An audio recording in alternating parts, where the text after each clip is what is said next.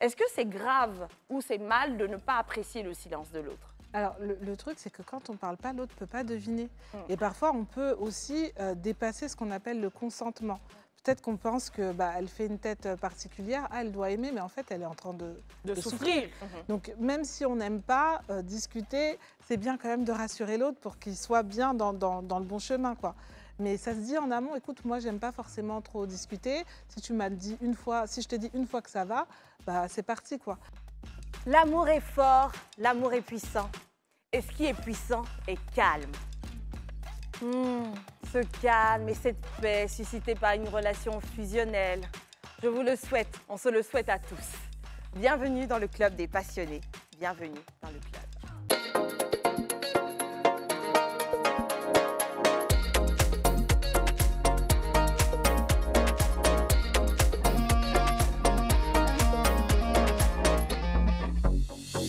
Passionnés d'amour, nous le sommes. Et du coup, on a appris déjà à s'aimer entre nous. Qu'est-ce qu'on a appris même? Ça a été un peu plus naturel. Ouais. Ça va les filles? Oui, ça va super très bien.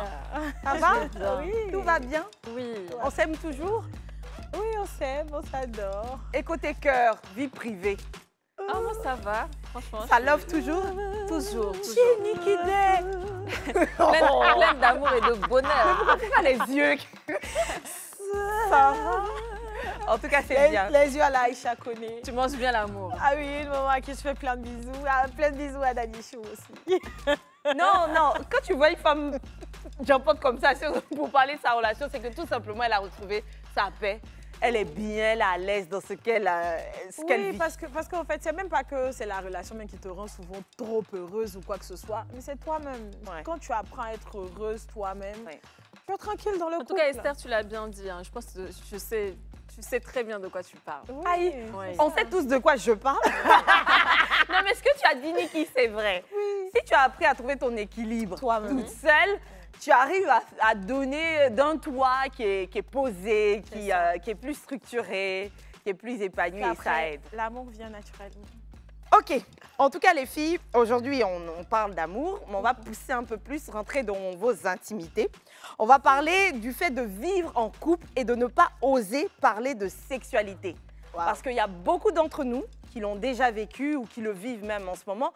Du coup, j'ai envie de savoir quel est l'état, vos états par rapport à la chose. Franchement, moi, la question de savoir si je dois être en couple et puis ne pas parler de sexualité ou que ce sujet-là doit être tabou, je dis, mais est-ce que c'est possible? Parce qu'on se met en couple, on va se mentir, c'est pour être épanoui sur ce côté-là surtout, tu vois. Donc, je vois pourquoi je vais parler de sexualité. Pourquoi ne pas parler de sexualité librement en couple? Mais toi, peut-être tu en parles, mais est-ce que tu as déjà connu quelqu'un qui n'y arrive pas? Non, je n'ai pas encore rencontré quelqu'un qui n'y arrive pas. Parce que, attends, si tu ne peux pas parler de sexualité avec ton conjoint, avec qui tu vas le faire? Alors moi, contrairement, oui, j'en ai connu pas mal qui n'osent pas parler de sexualité avec leur conjoint, copain, copine. Je pense que c'est plus une question de culture. Donc, sinon, moi, personnellement, je ne vois pas où est le mal. Mais après, on se met en couple pourquoi? Je pense que si on devait se mettre en couple pour être amis, comme tout le monde n'allait pas se mettre en couple. Mais est-ce que pour cette personne... pas parler de sexualité? Non, attention, est-ce que pour cette personne, c'est ne pas être amis? C'est-à-dire, comme elle l'a dit, en raison de la pudeur ou même de l'éducation que la personne a reçue, elle est elle-même une personne pudique qui a du mal à aborder certains sujets. La pudeur n'a pas sa place dans une relation de couple. Bon, en tout cas, une chose de sûre, on va intensifier cet échange aux côtés de notre invitée du jour, c'est Elvira Douala qui va nous rejoindre.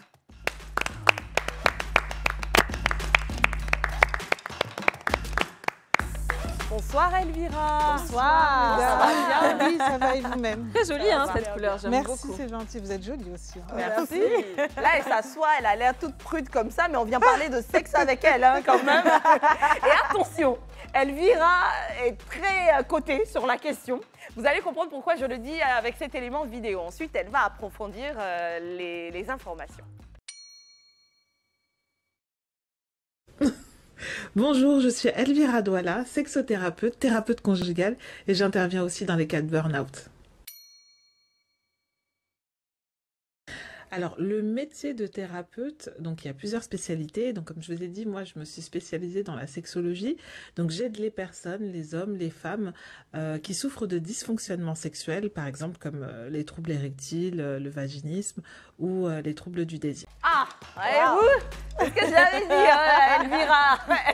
Alors, sexothérapeute, qu'est-ce qui nous emmène à se spécialiser en sexologie et en accompagnement de couple? Alors, c'est la sexothérapie, parce que c'est vrai que sexologie, c'est sexologue et c'est vraiment un médecin.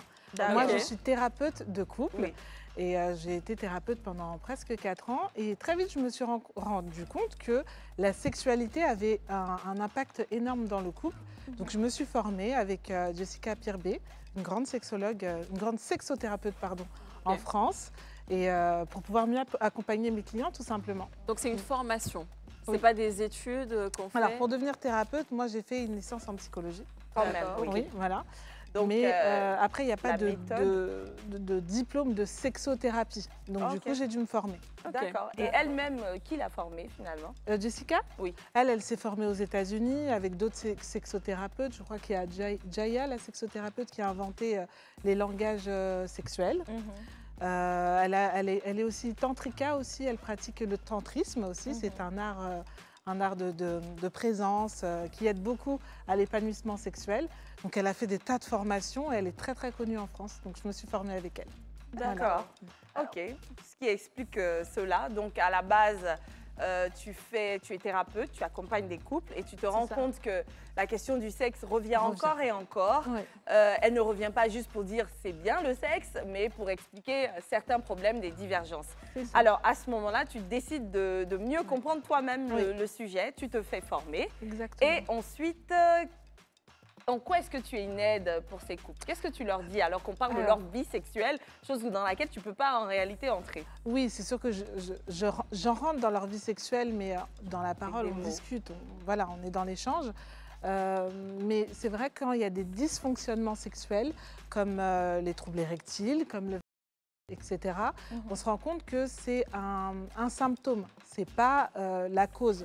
Donc ça peut être des conflits de couple, ça peut être des problèmes financiers, ça peut être, en fait, c'est de l'anxiété et du stress qui génèrent des dysfonctionnements sexuels. Parfois, chez les femmes, c'est des traumas qui remontent à très très longtemps. Quels sont les problèmes que tu as le plus Alors, c'est les troubles du désir, souvent. Et chez les hommes, c'est l'éjaculation précoce. D'accord. Et les troubles du désir, c'est dû à quoi juste avant de... Alors, parfois, c'est parce qu'il y a eu une grossesse, il y a eu un accouchement. Donc, du coup, la femme ne s'est plus reconnectée avec son corps. Elle ne se sent plus femme, plus maman. Donc, parfois, elle n'a plus envie de son mari. Parfois, c'est des conflits de couple. Hein. C'est tellement multifactoriel, il faut vraiment que je creuse au niveau du couple ce qui se passe, la genèse, etc., pour pouvoir comprendre. Je sais que tu es en train de dire que chaque couple a son histoire, mais qu'est-ce que tu peux bien dire à une femme qui ne désire plus son homme pour que non seulement, c'est pas que des mots, mais qu'elle arrive réellement à le désirer? Alors, il y a, ce que j'aime bien expliquer, c'est la différence entre intimité et sexualité. Donc, quand il n'y a plus d'intimité, donc quand je parle d'intimité, c'est se faire des bisous avant de partir au travail, s'envoyer des textos, avoir cette attention envers l'autre. Quand il n'y a plus d'intimité, très souvent, la sexualité, c'est compliqué. Donc, parfois, on essaye de recréer l'intimité pour pouvoir recréer le désir et avoir une bonne sexualité. Et on recrée l'intimité en lui disant n'oublie pas de dire au revoir, de faire un bisou. Il y a plein d'exercices, du coup, savoir pourquoi est-ce que l'intimité a été perdue. Donc, c'est plein d'exercices rédactionnels. Il y a plein de jeux en couple, les dés, par exemple, les questions-réponses, etc. Il y a aussi des discussions en cabinet aussi, et on arrive un petit peu à trouver la faille, en fait. Qu'est-ce qui a fait que l'intimité a été perdue? Et ensuite, on retravaille un petit peu petit à petit pour que le couple se rapproche avec tout un tas d'exercices thérapeutiques. D'accord. Alors, moi, avec ce que je viens d'entendre, là, ça me dit comme ça, tout bêtement, que la sexothérapie, c'est bénéfique aux couples qui ont des soucis. C'est ça, oui. Si j'ai bien compris. Mais là, quand on n'a aucun souci et qu'on n'arrive pas à parler de sexe avec son partenaire, est-ce que la sexothérapie intervient là? Oui, on intervient parce que quand on n'arrive pas à parler de sexualité sans raison, c'est parfois l'éducation, c'est parfois des croyances limitantes, parfois on ne se sent pas capable, parfois on ne se sent pas jolie. Donc il y a forcément quelque chose, et moi j'aime bien gratter pour savoir qu'est-ce qui fait que tu n'es pas à l'aise avec ton corps, tu n'es pas à l'aise avec ta sexualité. Voilà. Mais est-ce que tous les couples devraient être à l'aise avec le fait de parler de sexualité en couple? Parce que je le disais tout à l'heure, hein, tu as dû le suivre, que je ne vois pas l'intérêt de se mettre en couple si on ne peut pas parler librement de sexualité. Alors, tous les couples, ce serait bien si tous les couples pouvaient être épanouis, mais ce n'est pas le cas parce que par rapport à notre éducation, on nous a tellement dit, surtout dans notre communauté, que la sexualité, c'était quelque chose de mal, c'était quelque chose, voilà, c'était très tabou. Et puis, il y a ce truc où, comme on n'en parle pas, eh ben, on va aller chercher là où il ne faut pas. Par exemple, dans les influenceurs qui ne sont pas forcément suivables, on va aller s'informer là où il ne faut pas s'informer parce que c'est vraiment une image préfabriquée de la sexualité. C'est vraiment, il y a des images hard, il y a des images très fortes. Et quand on se cale dessus, eh ben, on se rend compte qu'en réalité, ça ne fonctionne pas pareil. Quand on regarde un acteur, on ne voit jamais lui demander à sa partenaire « est-ce que ça va bien? Est-ce que je te fais mal? Est-ce que dans telle position ?» Et puis, on ne se sent pas à l'aise parce que ça ne reflète pas la réalité quand on est dans un rapport sexuel réel, quoi. Alors, bon, avant cela, j'avais une question sur le premier pan. Quand tu disais il y a des dysfonctionnements comme manque de désir de son partenaire, etc. Donc, tu creuses pour savoir un peu à quoi cela est dû. Est-ce que ce travail pourrait être efficace si on a l'un des partenaires uniquement dans la prestation? Alors, ça aide le partenaire déjà à comprendre son dysfonctionnement sexuel, savoir quelles sont ses influences de la sexualité. Mais c'est vrai que quand on est deux, c'est bien de faire à deux parce que c'est un peu bancal, quoi. C'est bien ça peut marcher si c'est une seule personne? Est-ce que ça marche? Ça marche, mais dans la durée, c'est pas forcément ça parce que... Mais après moi, ce que je veux savoir qui me taraude à l'esprit, si on n'arrive pas entre couples à se parler nous-mêmes, comment est-ce qu'on va pouvoir parler à une sexothérapeute? Parce que si avec mon mari, on n'arrive pas à se dire bah, c'est telle position qui me plaît ou je veux faire ça, je veux faire ça, comment on va aller à un inconnu à parler à une inconnue, même aller à une consultation pour admettre qu'on a des problèmes de couple? Alors déjà, si on n'arrive pas à parler à son chéri, c'est peut-être l'image qu'on essaye de lui renvoyer. L'image de mère, l'image de femme parfaite, l'image de tout ce qui fait qu'on est une personne lisse. Voilà, c'est ça. Alors quand une personne vient dans mon cabinet, elle sait tout de suite de quoi je parle. Elle sait tout de suite qu'elle peut me parler. Elle sait tout de suite que... C'est comme quand on va chez un gynécologue et qu'on doit avoir un examen. On sait que le gynécologue, il a l'habitude de voir certaines choses, même si on sent une certaine gêne. Donc les gens sont plus promptes. Voilà. Et puis dans mon cabinet, on est à l'aise. C'est un petit peu comme ici. C'est assez cosy. Donc on arrive à se lâcher. Mais comment on fait si... C'est pas parce qu'on est pudique ou qu'il y a une gêne. Il y a des personnes, je dis ça à cause de l'exemple où tu disais, présente une image lisse de la sexualité qui brise certaines étapes où on ne voit pas l'homme ou la femme s'intéresser au plaisir de l'autre. Mais il y a des personnes, pas qu'elles n'aiment pas qu'on ne s'intéresse pas ou s'intéresse à leur plaisir, mais c'est juste qu'elles savourent dans le silence. Je m'explique. Oui. Il y a des personnes qui, lorsqu'on leur pose des questions pendant l'acte ou surtout pendant l'acte, ça casse quelque chose. Elles aimeraient juste qu'on observe, qu'on apprenne à lire entre les lignes ou entre les réactions pour être plus juste, mais être en train de dire est-ce que ça va? C'est limite, tu vois que ça va. Donc, si tu veux, tu me le poses après, mais là, sur le champ, quand tu parles, ça me casse. C'est pour ça qu'il faut je pense que tout ça, voilà, c'est tout ça la je sors déjà sur l'exemple où elle disait que dans les films, on ne voit pas ces étapes, alors qu'il y a des personnes qui préfèrent cela parce qu'elles en parlent avant ou après. Non, mais même après les très hard, comme elle l'a dit. Donc même mais j'aimerais qu'elle me réponde. C'est une caricature qui n'est pas réelle. Je ne suis pas sûre que vous ayez compris ma question. Non, moi, comment est-ce qu'une personne qui préfère s'intéresser à son partenaire pendant l'acte, elle pose des questions, est-ce que ça va, est-ce que tu aimes, etc. Elle est en face d'une autre personne qui préfère le silence pendant l'acte. Donc, elle, pour ce type de personne, ce qu'on voit dans ce n'est pas anormal. C'est même bon, c'est même comme ça parce qu'on parle de toutes ces choses en dehors du sexe.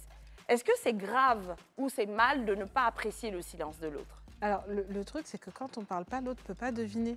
Et parfois, on peut aussi dépasser ce qu'on appelle le consentement. Peut-être qu'on pense que elle fait une tête particulière, elle doit aimer, mais en fait, elle est en train de souffrir.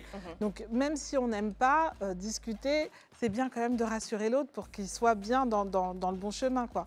Mais ça se dit en amont, écoute, moi, j'aime pas forcément trop discuter. Si tu m'as dit une fois, si je te dis une fois que ça va, c'est parti, quoi.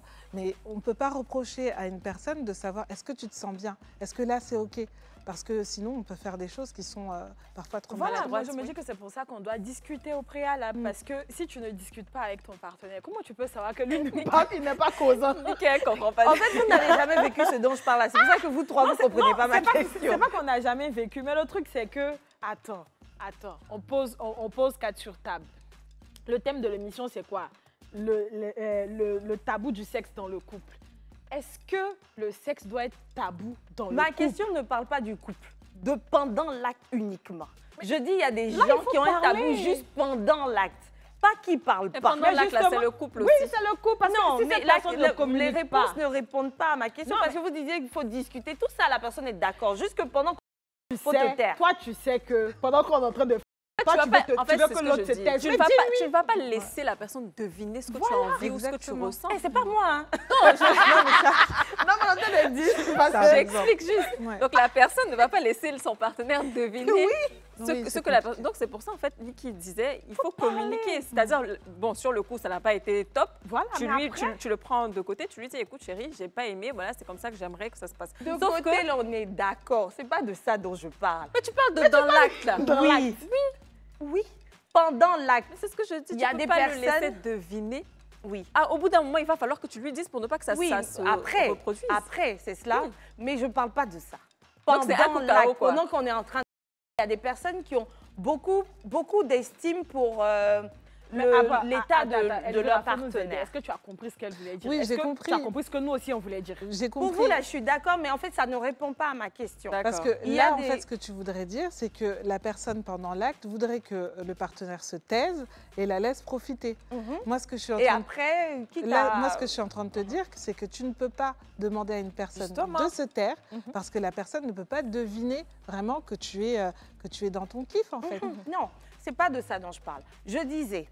en fait, il y a des personnes qui sont ainsi. Donc, bien sûr, avant ou après, elle a fait comprendre à l'autre qu'elle n'aime pas que pendant qu'on est en plein, on soit en train de se poser beaucoup de questions. D'accord. On est dans le...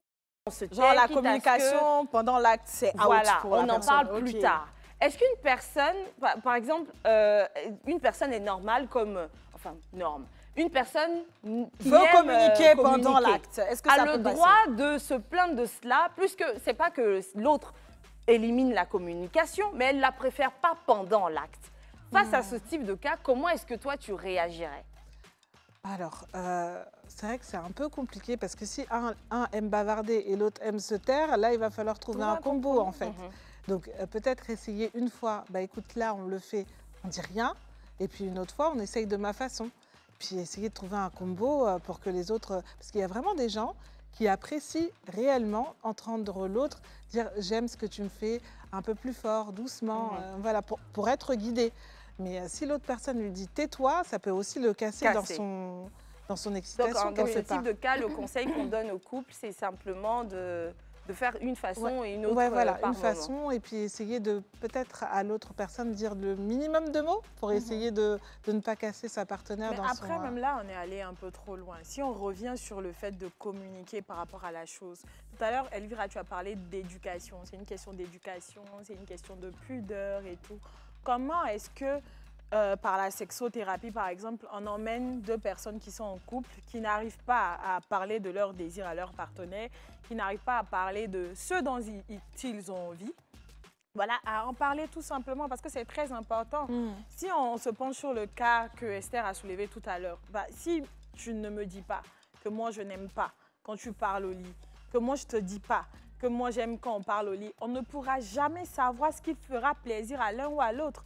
Donc, comment déjà on emmène cette conversation-là sur la table pour ceux qui sont trop prudes ou pour ceux qui ont cette gêne-là de parler de ce sujet-là, voilà, dans le couple. Ouais. Alors, Le moi, fait ce que d'être j'aime bien faire, et ça marche super bien, c'est les jeux.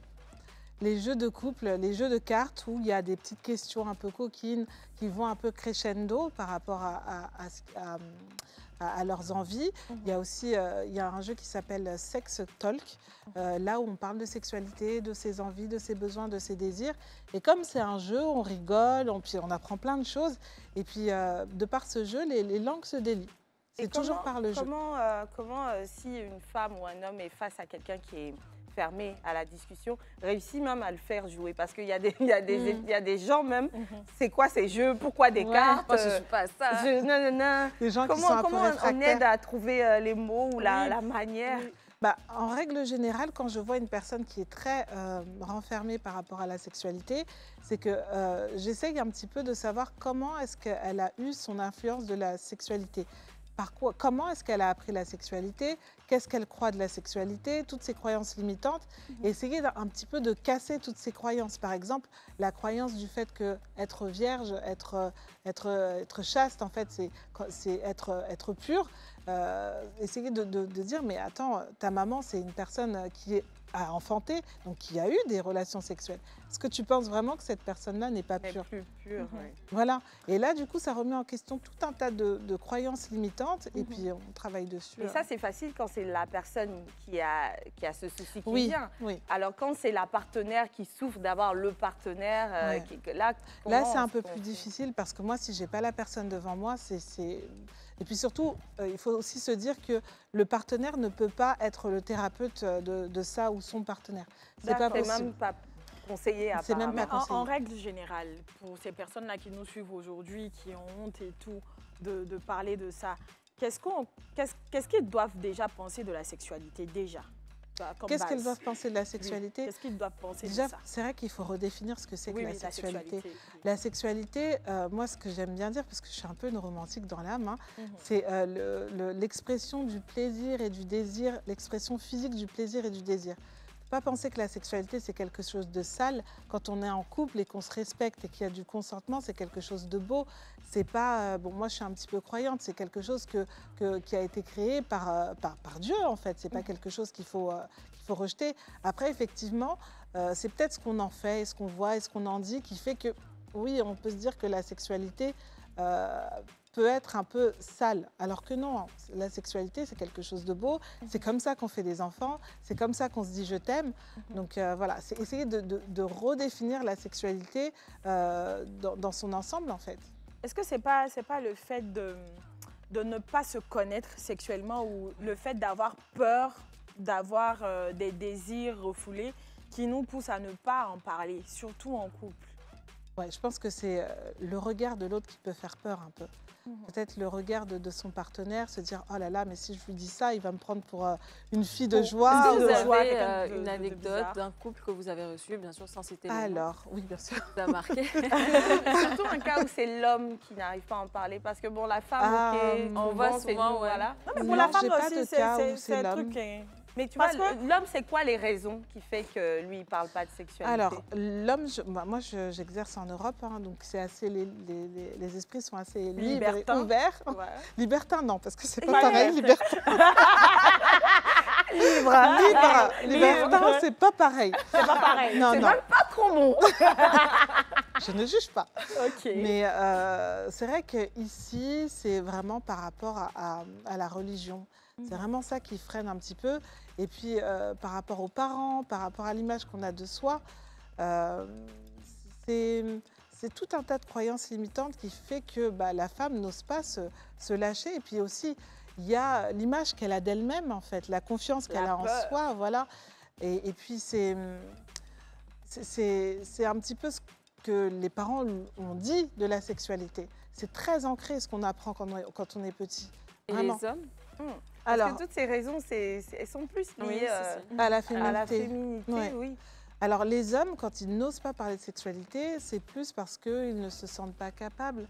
Parce que la sexualité d'un homme, c'est sa façon de se sentir homme, de se sentir viril. D'accord. Donc, c'est vrai que quand ils ont des problèmes d'ordre sexuel comme l'éjaculation précoce, c'est hyper compliqué d'en parler. c'est hyper compliqué d'en parler à sa femme parce que du coup, ils vont penser que leur femme ne va pas les voir en tant qu'homme, en tant que pourvoyeur, en tant que chef de famille. La sexualité chez les hommes, c'est compliqué. Hein. Vraiment, d'en parler, surtout quand ils ont un dysfonctionnement, c'est... D'accord, surtout ça. Alors moi, j'ai un cas pratique ici, voilà, à te proposer. Tu m'en diras, voilà, des nouvelles. Alors, en couple depuis 6 mois, je ne suis pas satisfaite sexuellement. À chaque rapport, je suis frustrée parce que mon partenaire souffre d'éjaculation précoce. J'ai essayé de lui en parler, mais il ne veut pas se faire aider. Du coup, nous nous sommes éloignés sexuellement. Qu'est-ce que tu conseilles à cette CP qui nous a envoyé son cri de cœur parce que ça ne va pas? Ouais. Alors, c'est vrai que quand un homme souffre d'éjaculation précoce, comme je l'ai dit tout à l'heure, c'est très souvent, il y a quelque chose d'autre. Soit il a des problèmes financiers, soit il y a des conflits dans le couple autres que la sexualité, soit il est stressé, soit il y a quelque chose qui... Il y a quelque chose en tout cas, il y a du stress. Moi, ce que je conseille aux femmes, c'est vraiment de se dire que la sexualité n'est pas phallocentrée. Justement, c'est ce qu'on apprend. Phallocentrée, ça veut dire qu'on parle que s'il n'y a pas de sexualité, dans l'inconscient collectif. Hein. Alors que la sexualité, il y a tellement de choses. Il n'y a pas que la pénétration, en fait. Je ne vais pas non plus vous faire un éventail de ce qu'il y a. Mais quand on parle de préliminaires, parfois, on parle aussi de ce qu'il y a avant la sexualité. Alors que les préliminaires, c'est déjà de la sexualité. Et quand son homme a, par exemple, une perte de puissance ou de l'éjaculation précoce, c'est éviter de lui dire « Ah, mais qu'est-ce que tu fais? Ça me saoule, qu'est-ce qui se passe ?» Déjà, augmenter sa frustration. Et 2, le prendre en pitié. Ça aussi, c'est terrible de lui dire « Ah, c'est pas grave, mon chéri, la prochaine fois. » Non, ça, il ne faut pas le faire. Non, il faut éviter. Parce que du coup, ce qu'il faudrait faire, c'est justement continuer, par exemple, en faisant un massage, en faisant des bisous, par exemple, ou en le sollicitant. Un peu faire comme si de rien n'était? Ouais. C'est pas ça, le tabou un peu? C'est quand tu fais comme si de rien n'était. Je ne dis pas de faire comme si de rien n'était, mais vraiment solliciter en lui disant on peut faire autre chose, par exemple, masse-moi là, ou touche-moi ici, ou ne pas forcément... On en parle, oui ou non, déjà? Est-ce qu'on en Oui, parle? c'est bien d'en parler, mais pas sur le coup, en fait, parce que ça peut... peut-être qu'il n'est pas forcément prêt à en parler tout de suite. Ne pas en parler sur... quand? Parce que tout cela, s'il n'en parle pas tout de suite, ça tabou jusqu'à quand? Alors, il y a un moment dans la sexualité qu'on appelle l'aftercare. Donc l'aftercare, c'est après justement après l'acte sexuel, où on se prend dans les bras, on se fait des bisous, on peut peut-être manger quelque chose, ou voilà. Je pense qu'à ce moment-là, c'est opportun d'en parler. Ça, c'est quand ça se passe bien, hein, parce que quand ça se passe bien, est-ce que tu ça se passe pas bien, faire même quand ça se passe bien. Mais ça se passe même pas, parce qu'elle dit, si ça marche pas, il faut le caresser, il faut faire d'autres choses, il faut passer sur son plaisir un peu, parce que je ne dirais pas passer sur son plaisir. Attention, il y a certaines que c'est plaisir. C'est quoi cette façon de dire non, il n'y a pas tout, c'est pas que ça, il n'y a pas de souci, mais elle, c'est ça. Donc, je veux dire, pour le coup, peut-être qu'elle passe dessus parce qu'effectivement, c'est sensible. Mais il ne faut pas qu'on mente, c'est passer sur son plaisir pour le mettre à l'aise. Maintenant, aftercare, rien ne s'est passé. Lui, il l'a senti, forcément. Oui, bien sûr. Puisque vous ne l'avez plus fait. Même si tu as essayé de remplacer par autre chose, est-ce qu'il n'est pas déjà susceptible? Comment on fait, en fait, si on tombe sur ça? Justement, c'est ce que je dis, c'est qu'il ne faut pas non plus le frustrer, il ne faut pas non plus le prendre en pitié. Il faut en parler clairement, mais peut-être attendre le moment opportun. Peut-être pas là, sur le coup, quand c'est arrivé. Parce que là, il est encore en train d'enregistrer. Ah, là, il s'est passé quelque chose. Il est encore en train de subir, en fait, le trauma. Mais c'est important d'en parler avec cette bienveillance, cette douceur et cette ouverture d'esprit. Là, j'ai vu qu'il y avait quelque chose. Est-ce que tu veux qu'on en parle? Et s'il dit non? Il va falloir qu'il se fasse aider. Parce qu'à un moment donné, on parle vraiment quand ça fait plus de 3 mois et que c'est un rapport sur 3. Donc là, à partir de plus de 3 mois, là, ça devient chronique. Et il faut peut-être aller voir justement un sexologue, un sexothérapeute pour savoir ce qu'il y a derrière. Mais en général, quand on veut parler à une personne, il faut éviter peut-être de la brusquer et de trouver le bon moment pour en parler parce qu'il risque de se braquer.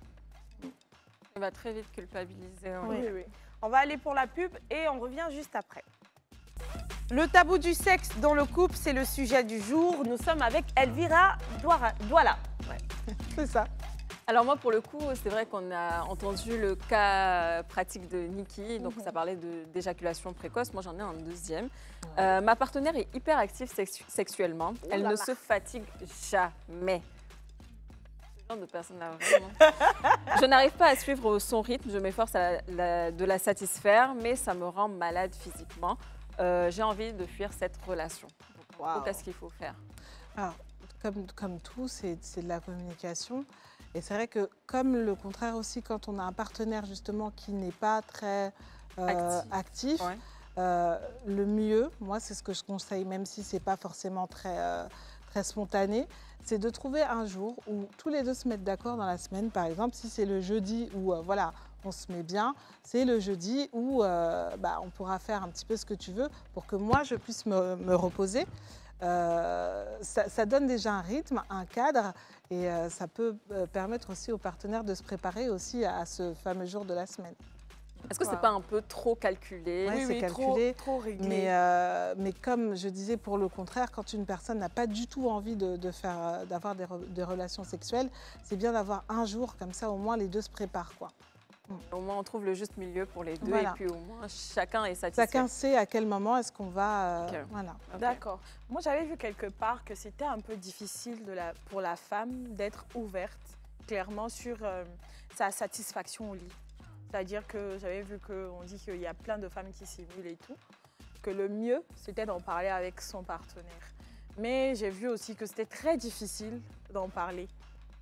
Alors, dans ce cas-là, comment on fait pour dire à son partenaire qu'on n'est pas satisfaite du tout au lit et qu'on simule encore pour mettre dessus? Alors j'ai un exemple d'un couple justement, ça ne s'est pas forcément bien fini parce que le partenaire l'a très mal pris. Il y a ce qu'on appelle l'anorgasmie. L'anorgasmie, c'est le fait de ne pas ressentir d'orgasme, de ne pas avoir d'orgasme.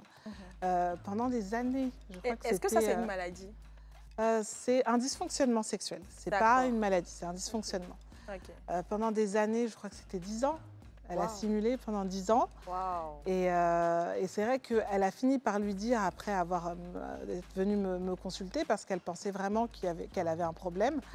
Elle lui a dit, et c'est vrai qu'il l'a très mal pris, hein, parce que c'est vrai qu'on n'ose pas en parler, et puis finalement le temps passe, et puis on se retrouve avec 10 ans sans avoir de satisfaction Après, si sexuelle. elle a pu patienter autant d'années, pourquoi ne pas se dire, bon, c'est fini, quoi, je ne dis plus rien jusqu'à la fin de ma vie? C'est qu'à un moment donné, on a envie de ressentir du plaisir, on a envie d'être femme en fait, parce que ne pas ressentir du tout de plaisir, on se pose des questions. Est-ce que je suis normale? Est-ce que mon corps fonctionne bien? Est-ce que c'est lui qui ne fait pas bien? Voilà, c'est ça. Surtout que ça faisait longtemps qu'ils étaient ensemble. Hein. Donc, voilà. Et chez le monsieur, c'était comment dans sa tête? Est-ce qu'il se disait que c'était peut-être lui le problème? Est-ce qu'il allait même voir ailleurs? D'après ce qu'elle disait, c'était devenu une actrice.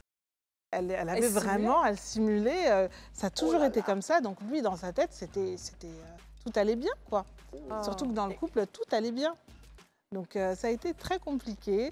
Je les suis encore d'ailleurs. Et il y a beaucoup de rancune derrière parce qu'il se dit, mais pendant... En fait, il a fait tout le film de toutes les fois bien sûr. Où elle s'était dit que ça allait, il s'était dit que ça allait et que finalement, non. Puis là, on travaille donc sur les langages sexuels, savoir pourquoi est-ce qu'elle ne ressent pas telle ou telle chose. Il faut savoir aussi que ça, c'est un chiffre qui a été publié, que seuls 6% des femmes arrivaient à avoir un orgasme avec... Donc elle, dans sa tête, c'est que, mais comment ça se fait que moi, je ne ressente pas en fait d'orgasme? Elle s'est dit qu'elle n'était pas normale. Mais en fait, le truc, c'est que dans très peu de nerfs, donc quand c'est pas érotisé, quand on a aussi quelques croyances limitantes, c'est compliqué d'avoir un orgasme. Mais pourquoi les hommes, ils le prennent aussi mal? Qu'une femme leur dise clairement que tu n'arrives pas à me faire grimper au rideau, je simule. Pourquoi ils le prennent mal? Parce que ça touche à leur virilité, à leur masculinité, à tout leur être d'homme en fait. C'est ce qu'elle disait tout à l'heure, c'est le moment où ils se sentent hommes. Pourtant, vous ne faites rien de bon pour la... C'est pas bien de dire ça. Non, mais je rigole. C'est pas bien mais pourquoi au fait? Parce que Pour la femme, c'est tellement compliqué. L'orgasme, pour la femme, c'est tellement de choses. Ouais. Donc, pourquoi il n'essaie pas de comprendre ou bien de voir ça sous un autre angle? Et pour la plupart, la première réaction, c'est déjà la frustration, c'est l'accusation. Bah, c'est justement l'inconscient collectif. Un homme qui n'arrive pas à faire femme, c'est un homme qui est un peu incapable, c'est un homme qui n'est pas homme en fait. Donc comme là je vais le répéter, c'est vraiment je ne suis pas homme parce que j'arrive pas à lui faire plaisir, je devrais lui faire plaisir. Donc c'est vrai que, et puis même quand on regarde les films, on voit vraiment l'homme viril, puissant, qui arrive à faire crier sa partenaire et à la faire grimper au rideau pendant des heures et des heures, alors que c'est pas vrai. Les films, c'est de la fiction, il y a des montages, il y a des séquences, et puis des fois même le sexe des acteurs sont refaits aussi, donc il y a plein de choses. Alors comment expliquer à son partenaire notre fantasme? C'est-à-dire par exemple quand on regarde le vrai match le soir, on voit par exemple très souvent certains disent au balcon, dans la cuisine, à la plage. Si notre partenaire il est plutôt réservé et qu'il n'est pas trop dans le fantasme, comment on arrive à expliquer à notre partenaire qu'on aimerait bien tenter quelque chose, essayer quelque chose de nouveau? Alors après, c'est vrai que moi j'aime bien parler de la notion du consentement. S'il ne veut pas, ça va être compliqué, mais lui expliquer que peut-être j'ai envie de tenter quelque chose de nouveau pour nous, pour qu'on puisse être épanouis. Mais dans un même couple, ce qui est vrai, c'est qu'on n'a pas forcément le même langage sexuel. Je ne sais pas si vous avez lu le livre de Gary Chapman qui s'appelle « Les langages de l'amour », les 5 langages de l'amour. Les 5 langages de l'amour. On a lu. Vous avez lu? On a lu, ça nous a été recommandé ici. Ah oui, mais il est génial ce livre-là. Oui. Et c'est vrai qu'il y a les langages sexuels, c'est un peu pareil en fait. Chaque personne a son langage sexuel, il y en a 5. Dans un couple, parfois, on a l'impression de ne pas se rencontrer parce qu'on n'a pas le même langage sexuel. Donc, c'est bien de faire le test. J'invite d'ailleurs les personnes à le faire. Je le propose dans mon atelier d'ailleurs. On arrive un peu à comprendre un petit peu pourquoi est-ce que telle ou telle chose, du coup, on n'est pas très enthousiaste. Et puis, on essaye aussi d'aller à la rencontre du langage de son partenaire. Mais en tout cas, pour répondre à ta question, c'est vrai que lui proposer des nouvelles choses justement pour pouvoir épanouir le couple, il faut s'ouvrir un petit peu, mais ne pas forcer aussi. D'accord. Justement, parlons de très enthousiaste. J'ai un autre cas, voilà. Abstinent jusqu'au mariage avec ma partenaire. Nous nous sommes mariés il y a 5 mois. Tout va bien sexuellement. Sauf que depuis 1 mois, ma femme a commencé à me faire part de son désir d'utiliser des jouets sexuels pour pimenter nos relations. J'ai catégoriquement, c'est ça, non? Oui, refusé. J'ai catégoriquement refusé. Le problème est que, rentrant de voyage la semaine passée, je l'ai trouvé utilisant ses jouets seul. Je me sens trahie. Alors ça, c'est vraiment ça revient très souvent parce que pour certains, le sexe solo, c'est de l'infidélité, alors que non, c'est ce qu'on appelle le sex pleasuring, se faire du bien à soi-même. C'est comme se masser le bras, sauf qu'on se masse le sexe. Et effectivement, on peut penser que c'est malsain parce que dans beaucoup de religions, c'est pas forcément, c'est une abomination, c'est interdit. Alors que c'est le meilleur moyen de pouvoir connaître son corps, surtout chez une femme. Il y a les sex toys qui peuvent aussi poser des problèmes dans le couple parce qu'on peut se dire que je suis trahie, elle m'attend elle ne m'a pas attendu pour avoir du plaisir. Alors que non, je pense que c'est quelque chose de personnel et c'est bien aussi de pouvoir se connaître et se faire du bien aussi. Mais après, est-ce que quand on part sur le point de se connaître et se faire du bien, on n'en laisserait pas ou on ne délaisserait pas son partenaire un peu?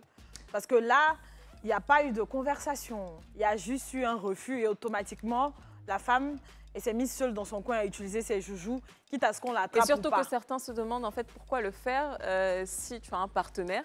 Donc est-ce que tu n'es pas satisfaite avec cette personne-là ou parce que c'est 2 choses différentes en fait, le sexe solo et le sexe à 2.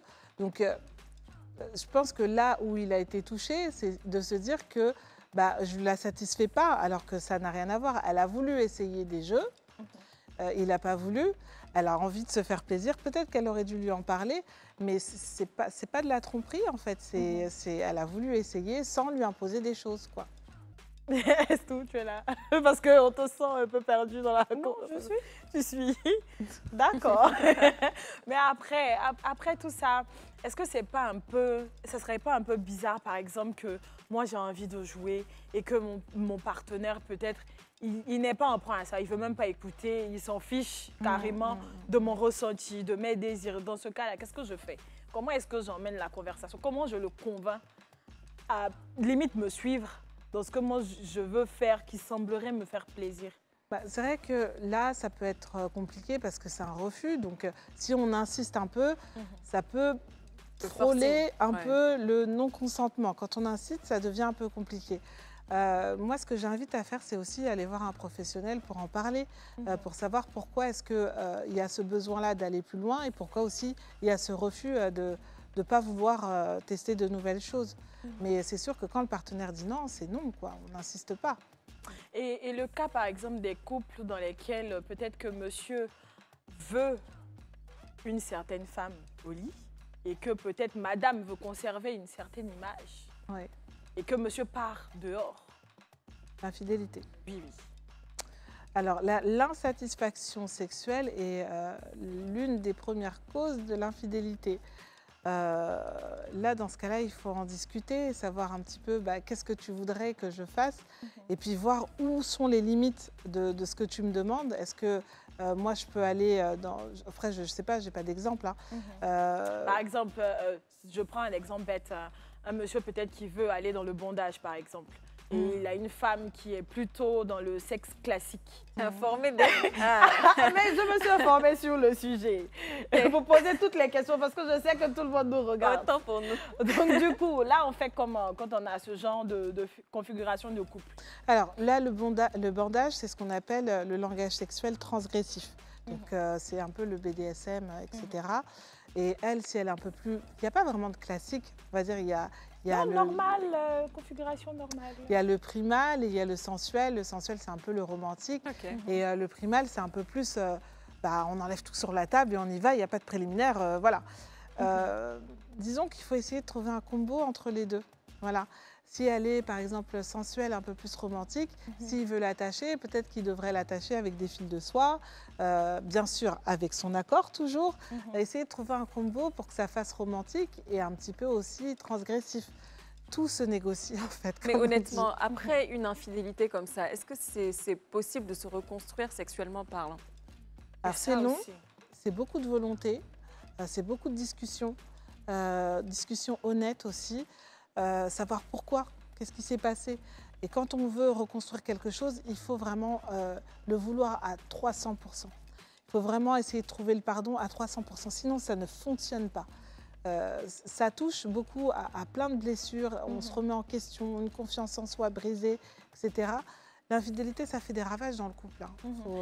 Mais pour toi qui es sexothérapeute, est-ce que tu penses vraiment qu'après une infidélité, une vie sexuelle peut reprendre mieux même que là où on l'a laissé? Oui, je pense que oui, parce qu'il y a déjà des couples que j'ai accompagnés. Il y a eu une infidélité qui a été plus ou moins longue et le couple a vraiment voulu dépasser tout ça.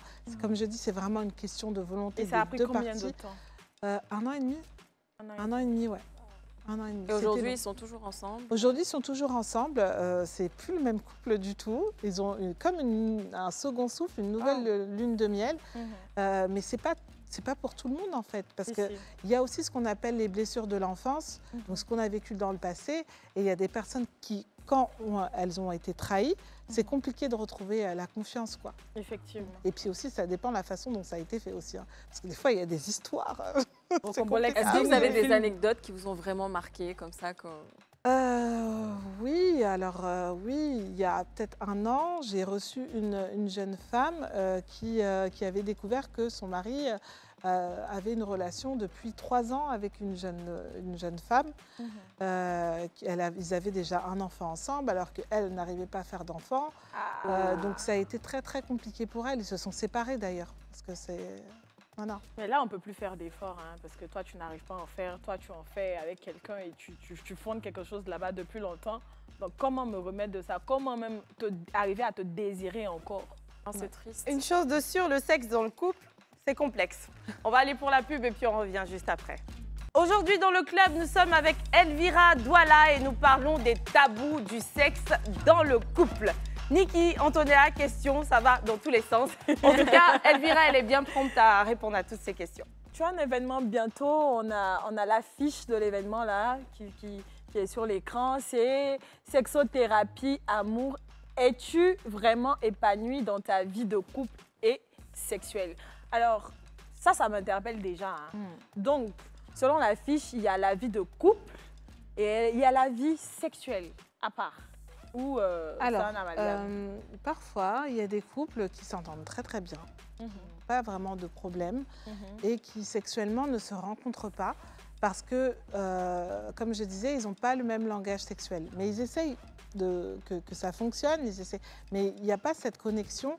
Donc oui, il y a la vie de couple et il y a la vie sexuelle, même si ça se rencontre pas. Même si ça se rencontre. Voilà. Mais est-ce que c'est bien que ça ne se rencontre pas? Est-ce que c'est bien même déjà d'avoir le même langage sexuel que son partenaire? Alors c'est bien, parce que du coup ça aide beaucoup, mais très souvent on n'a pas le même langage sexuel que son partenaire, parce que tout le monde est différent, tout le monde a des envies plus ou moins... J'aimerais quand même qu'on parle un peu du langage sexuel des hommes en général, parce que très souvent on entend que la femme et l'homme n'ont pas la même façon de faire les choses.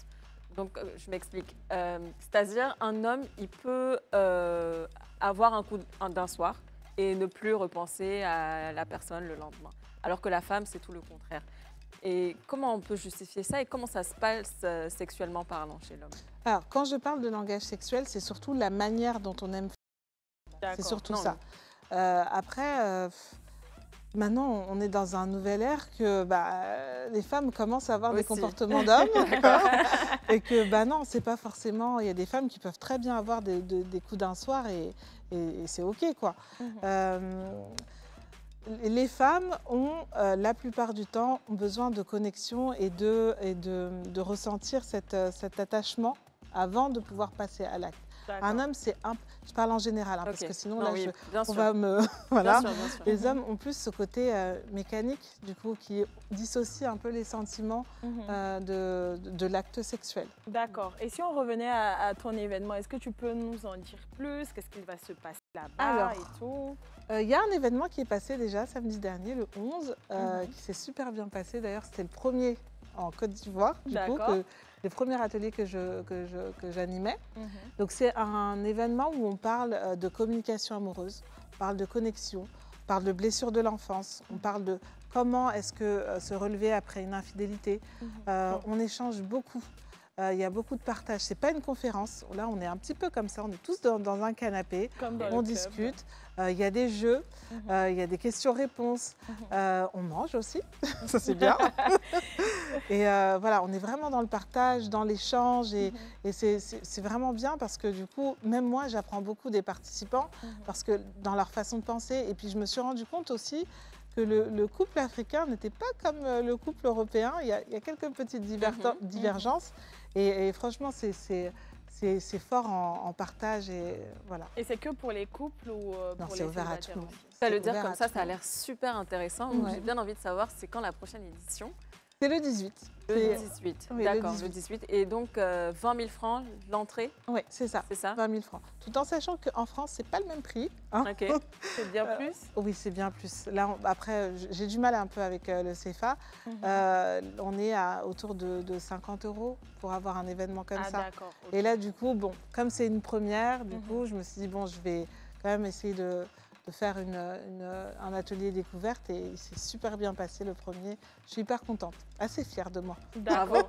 Alors du coup, le tabou du sexe dans le couple, on revient à cette question-là. Quel message on peut donner à toutes ces personnes-là qui nous regardent aujourd'hui, qui vivent ça, qui souffrent de ça? Alors moi, ce que je dirais, c'est informez-vous, déjà vous personnellement. Allez, prenez des livres, lisez, regardez sur Internet les bons sites, pas les bons sites. À éviter. Hein. Je ne dis pas qu'il faut éviter, mais il ne faut pas s'éduquer. Comme je dis, c'est à but et non éducatif. On n'est pas là pour apprendre avec... D'accord. Essayez aussi peut-être d'aller justement dans des ateliers comme le mien. Et puis petit à petit, on va se rendre compte que ce que je crois, mes croyances limitantes, ce qui est ancré en moi, ne sont pas forcément vraies. Et puis petit à petit, on va aller vers son partenaire pour essayer d'en discuter. D'accord, c'est top. D'accord. Donc, on vous conseille de vous inscrire pour pouvoir vous rendre à l'événement d'Elvira. Ça va bien se passer. Il y a eu le tome 1, le tome 2 et peut-être un tome 3 au mois de juin, on verra. D'accord. Est-ce qu'on peut avoir les contacts pour l'événement? Alors, l'événement, du coup, il faut appeler... voilà. 07 au 07 13 73 13 63. Ouais. Voilà. Ou sinon, un message sur Facebook, Elvira Douala, avec 2 L. Donc voilà. D'accord. À part Facebook, vous avez un compte Instagram, TikTok? Oui. Alors, j'ai un compte Instagram au nom du cabinet qui est Tête, Cœur, Corps Thérapie, où vous pouvez aussi envoyer des messages. Voilà. Parce qu'il y a des consultations à distance? Alors, des consultations à distance, oui, en visio, parce que moi, je n'exerce pas en Côte d'Ivoire. J'exerce en France, proche de Paris. Et oui, là, dernièrement, j'ai pris des consultations où je vais pouvoir suivre les personnes à distance, donc en visio, et ça ne change pas du tout la qualité de l'accompagnement. Vu que les mentalités semblent différentes d'un peuple à un autre, toi-même tu dis l'avoir remarqué, est-ce que tu te sens apte à suivre un couple ivoirien? Oui. Et donner les conseils adaptés à leur environnement? Oui, parce que du coup, même si mon nom de famille c'est Douala, je suis ivoirienne, il faut le savoir. C'est mon mari qui est camerounais. Je connais la culture ivoirienne, puisque bon, c'est ma culture. Et j'arrive, justement, quand on a une personne qui nous ressemble, qui sait quelles sont les réalités du couple et quelles sont les réalités de la culture, je pense être à même de pouvoir les orienter plutôt qu'une personne qui ne vient pas d'ici, en fait. Voilà. D'accord. D'accord. Écoute, Elvira, on a passé un beau moment. Tu vois, Niki était toute excitée, mais franchement, tes questions nous ont aidés. Oh, non, mais quand j'ai vu le sujet, je me suis dit, écoute, c'est vrai qu'on on est censé avoir une certaine pudeur, surtout à cette heure-là à l'antenne, mais il faut aussi poser certaines questions parce qu'il y a la vie de certains couples qui en dépend. Mais c'est surtout ça, c'est qu'il y a beaucoup de personnes qui se posent les mêmes questions. Oui, donc c'est d'ailleurs ce qui a inspiré ce sujet, hein. C'est tout légitime. Et du coup, Elvira, on compte sur toi. Moi, j'aurais voulu avoir le fameux conseil de comment parler à la personne, parce que c'est bien beau de dire qu'il faut le faire après, mais c'est quoi les mots? Mais au-delà de cela, je pense que chaque cas est différent. Il faudrait peut-être tenter d'appeler une spécialiste comme toi pour s'exposer et puis avoir les conseils qu'il faut. Mais on pourrait avoir un angle général, un mot de fin à toutes ces personnes qui aujourd'hui pourraient avoir du mal à parler de sexe dans leur couple et les personnes qui sont en face de partenaires qui présentent cet état-là. Un mot de fin pour leur dire comment est-ce qu'il faut discuter avec son partenaire. Exactement. Alors, c'est tellement multifactoriel que je dirais qu'il faut essayer de trouver en soi qu'est-ce qui se passe pour toi quand tu parles de sexualité. Qu'est-ce que ça génère? De la honte, de la frustration, un manque de... Voilà. Essayer de faire déjà un travail sur soi-même pour découvrir pourquoi est-ce que c'est si compliqué pour toi de parler de sexualité, pour pouvoir ensuite en parler à son partenaire. Ouais. Faire un travail sur soi-même, se poser les bonnes questions, ne pas hésiter à aller vraiment là où ça pique. C'est justement là où ça pique qu'il y a les réponses pour pouvoir justement délier les langues, quoi. Et c'est sûr que si vous êtes en face d'un partenaire qui est comme ça, il faut vous armer de patience, de bienveillance et de mots doux, de douceur. Allez, on se quitte aujourd'hui. Merci de nous avoir suivis. C'était le club. Au revoir. Au revoir.